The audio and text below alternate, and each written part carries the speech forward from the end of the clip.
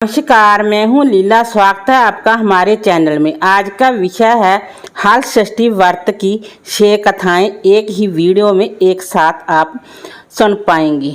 हल षष्ठी व्रत में 6 कथाएं एक साथ सुनने का नियम होता है। आप सभी माताएं बहनें हाथ में महुआ तीनी का चावल लेकर कथा को सुने। एक कथा जब समाप्त हो महुआ और चावल को सगरी जहाँ कलश रखा हुआ है वहाँ पर अर्पित करें। फिर दूसरी बार माताएं बहनें हाथ में महुआ तीनी का चावल लेकर कथा को सुने। अब आइए अब कथा को शुरू करें।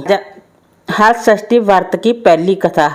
मथुरा के राजा कंस अपनी बहन देवकी को विवाह प्रांत विदा करने जा रहे थे तो आकाशवाणी के वचन सुन के देवकी का 8वां गर्भ तेरी मृत्यु का कारण बनेगा जानकर बहन बहनोई को कारागार में डाल दिया और वसुदेव देवकी के 6 पुत्रों को एक एक कर कंस ने मार। जब 7वें बच्चे के जन्म का समय नजदीक आया तो देव ऋषि नारद जी वासुदेव देवकी से मिलने पहुंचे और उनके दुख का कारण जानकर देवकी को हल षष्ठी देवी के व्रत रखने की सलाह दी। देवकी ने नारद जी से हल षष्ठी व्रत की महिमा व कथा पूछी तो नारद ने प्रार्थना कथा कहना आरंभ किया।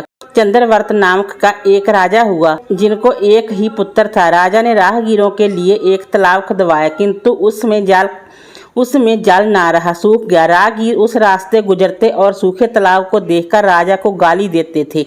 इस खबर को सुनकर राजा दुखित हुआ कि मैंने तालाब खुदवाया, मेरा दान व धर्म दोनों ही व्यर्थ गया।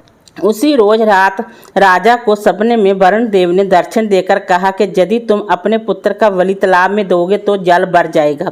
सुबह राजा ने सपन में कही बात दरबार में सुनाई और कहा कि मेरा दान व धर्म भले ही व्यर्थ हो जाए पर मैं अपने पुत्र का बलि नहीं दूंगा। ये बात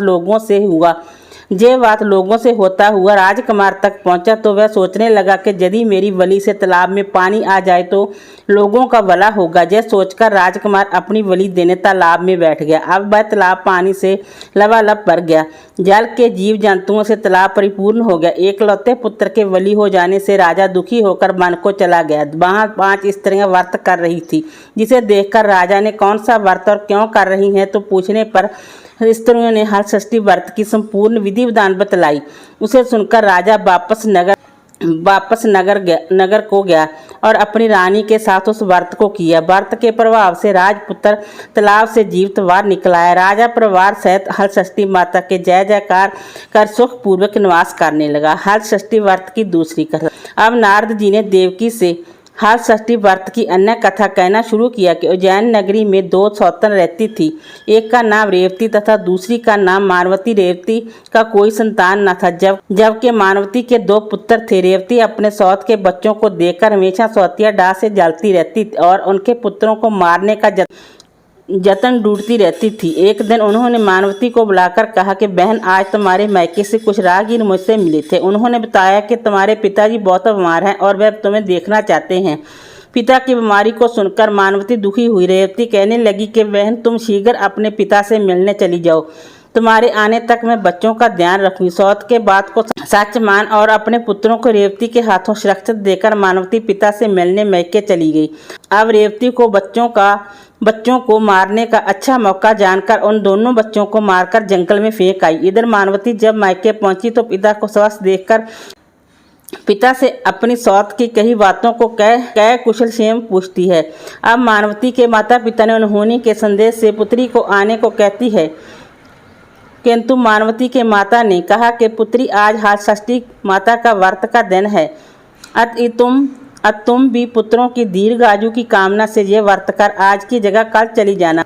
माता की सलाह मान मानवती पुत्रों की स्वस्थ कामना से हल षष्ठी माता का व्रत धारण कर दूसरे दिन अपने घर जाने को निकली। रास्ते में वही जंगल पड़ा और वहां अपने बच्चों को खेलते देख उनसे पूछती है कि तुम लोग जहां कैसे पहुंचे।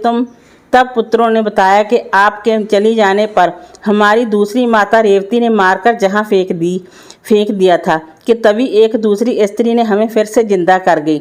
अब मानवती को समझते देर न लगी कि जय सब माता हल षष्ठी की कृपा से संभव हो सका है और माता की जय जयकार करती हुई घर को गई।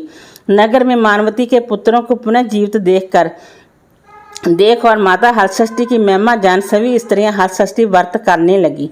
हलषष्ठी व्रत कथा तीसरी। नारद जी ने देवकी से हलषष्ठी व्रत की और कथा कहना आरंभ किया कि दक्षिण में एक सुंदर नगर है। वहाँ एक वनिया अपनी वार्या के साथ रहता था। दोनों पति पत्नी स्वभाव से बहुत अच्छे व संस्कारी थे। वनिया की पति गर्भवती होती संतान को जन्म देती थी, किंतु भाग्यवश उन्हें संतान कुछ समयोपरांत मर जाते थे। इस प्रकार एक एक करके वनिया की पत्नी के शेष संतान मृत्यु को प्राप्त हो गए। इस कारण दोनों पति पत्नी बहुत दुखी होकर मरने के उद्देश्य लेकर घर से वन की ओर चले गए। वहाँ जंगल में एक साधु से उनकी भेंट हुई तो उन्होंने साधु से अपनी कहानी कह सुनाई। साधु ने ध्यान लगाकर देखा कि बनिया के संतान कहाँ है। साधु ध्यान में जम, कुबेर, वरुण, इंद्रादि लोक में ढूंढा, किंतु जब वहाँ बनिया के बच्चे नहीं दिखे तो साधु ब्रह्मलोक को गए। वहाँ साधु ने वनिया के सारी संतान को देखकर उन्हें अपने माता पिता के पास लौटने का आग्रह किया। बच्चों ने वापस लौटने से मना करते हुए कहा कि मुनिवर, इससे पूर्व हम कई बार जन्म ले चुके हैं। हम किस किस माता पिता को याद रखकर उनके पास जाएं? हम जन्म, मृत्यु और गर्भ के चक्कर से अब मुक्त हैं, अब नहीं जाना चाहते। तब साधु ने वनिया को दीर्घजीवी संतान प्राप्ति का उनसे उपाय पूछा। उन आत्माओं ने कहा कि यदि वनिया और उनकी पत्नी माता हलषष्ठी का व्रत रखकर पूजन कथा श्रवण कर अपने पुत्र को व्रत उपरांत जल से भीगा कपड़ा पोता लगाएं तो उनका वह बालक दीर्घजीवी होगा। उन आत्माओं से इस प्रकार सुन साधु ध्यान से वापस आकर वनिया से हलषष्ठी व्रत कथा निजम आदि को बताया। साधु से इस विधि विधान को सुनकर दोनों पति पत्नी घर को गए। समय उपरांत जब हलषष्ठी व्रत का दिन आया तो उन्होंने व्रत रखा व संतान प्राप्ति का वर मांगा। माता हलषष्ठी की कृपा से अब वनिया की पत्नी गर्भवती हुई एक सुंदर संतान को जन्म देती है। अगले व्रत पर उन्होंने साधु के बताए अनुसार अपने पुत्र को पोता मारती है। माता की कृपा से अब उनके संतान दीर्घ आयु को प्राप्त किया। वनिया का परिवार प्रसन्नता पूर्वक जीवन यापन करने लगा। हलषष्ठी की चौथी कथा। एक बार राजा युधिष्ठिर ने भगवान श्री कृष्ण से अत्यंत शोक संतप्त भाव से कहा, हे देवकी नंदन, सुभद्रा अपने पुत्र अभिमन्यु के मरणोपरांत शोक संतप्त है। वह अभिमन्यु की भार्या उत्तरा के गर्भ की संतान थी। संतान भी ब्रह्म अस्त्र के तेज से दग्ध हो रही है, क्योंकि दुष्ट अश्वत्थामा ने गर्भ को तेज कर दिया। द्रौपदी भी अपने 5 पुत्रों के मारे जाने से अति दुखी है। अत इस महादुख से उत्पान हेतु कोई उपाय बताएं। तब श्री कृष्ण जी ने कहा, राजन, यदि उत्तरा मेरे बताए इस अपूर्व व्रत को करे तो गर्भ का निस्तेज शिशु पुनर्जीवित हो जाएगा। जब ये व्रत भाद्रपद की कृष्ण पक्ष षष्ठी पर भगवान शिव माता पार्वती, भगवान गणेश व स्वामी कार्तिक की विधि विधान द्वारा पूजन पुत्र पोत्री की अल्पायु व शोक के महादुख से मुक्ति प्रदाता है। इस व्रत के संदर्भ में श्री कृष्ण ने राजा युधिष्ठिर को कथा बतलाते हैं कि पूर्व काल में सौदन नाम का राजा था, जिनकी रानी का नाम सवर्णा था। राजा रानी को एक हस्ती नाम का पुत्र था। एक बार राजपुत्र हस्तिदाय माँ के साथ गंगा जी स्नान करने गया। बाल स्वभाववश हस्ती जंगल में खेलने लगा। तभी एक ग्राह ने उससे खींचते हुए जाल के अंदर ले गया। इसकी सूचना दाय माँ ने जाकर रानी सुवर्णा से कह सुनाया। इस पर रानी ने क्रोधवश दाय के पुत्र को दत्कते हुए आग में डाल दिया।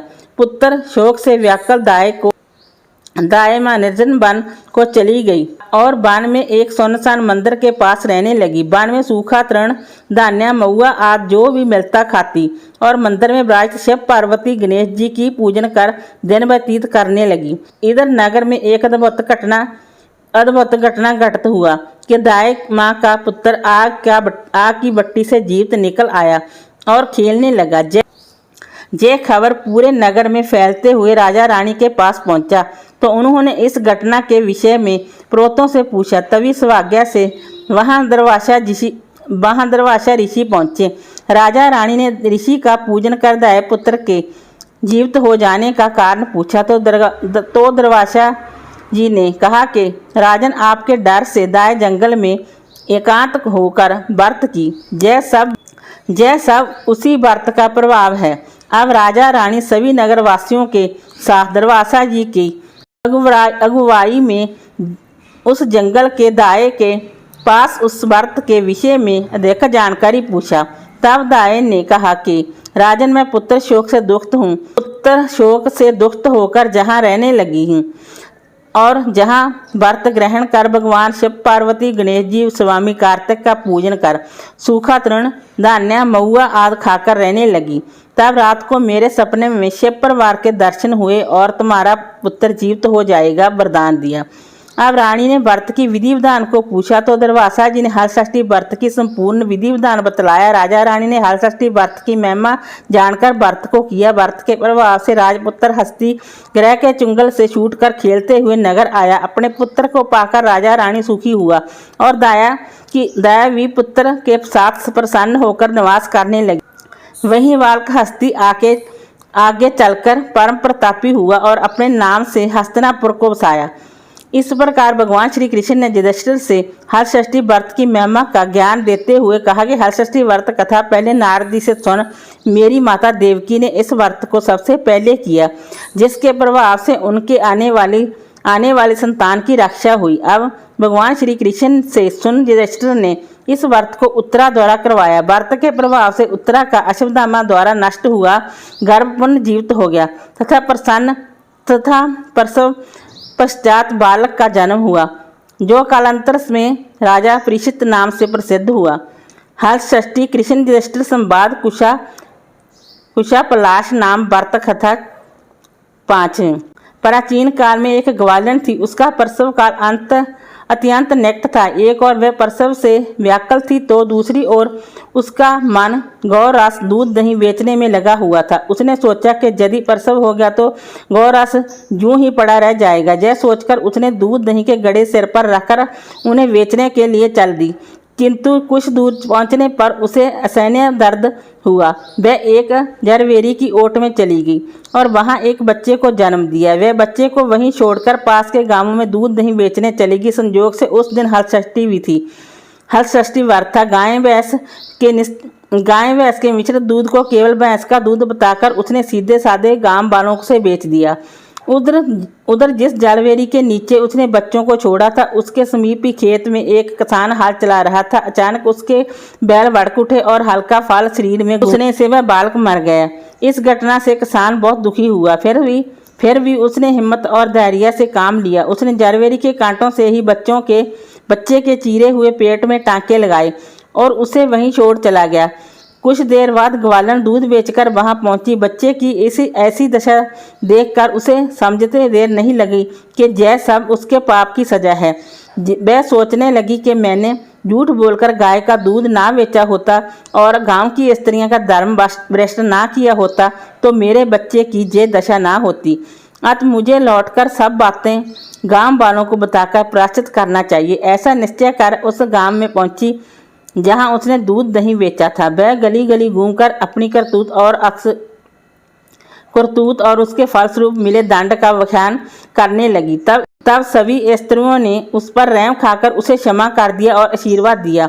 बहुत सी स्त्रियां द्वारा आशीर्वाद लेकर जब वह पुनः जरवेरी के नीचे पहुंची तो यह देखकर आश्चर्यचकित रह गई कि वहां उसका पुत्र जीवित अवस्था में पड़ा है। तभी उसने स्वार्थ के लिए झूठ बोलने को ब्रह्म हत्या के समान समझा और कभी झूठ ना बोलने का प्रण कर लिया। कथा नंबर 6। एक बार काशीपुर में देवरानी व जेठानी रहती थी। देवरानी का नाम तारा व जेठानी विद्यावती थी। दोनों ही नाम अनुरूप तारा उग्र स्वभाव तथा विद्यावती अति दयालु थी। एक दिन दोनों ने खीर पका ठंडा करने के लिए खीर को आंगन में रख दिया और बातें करते अंदर बैठ गई। तभी दो कुत्ते खीर देख खाने लगे। अब आवाज सुन दोनों देवरानी और जेठानी बाहर आई तो अपनी खीर को कुत्तों को खाते देखा। विद्यावती अपनी खीर को जूठन जान बचा शेष को भी कुत्ता के सामने पुनः डाल आई और तारा ने दूसरे कुत्ते को एक कमरे में बंद कर खूब मारने लगी।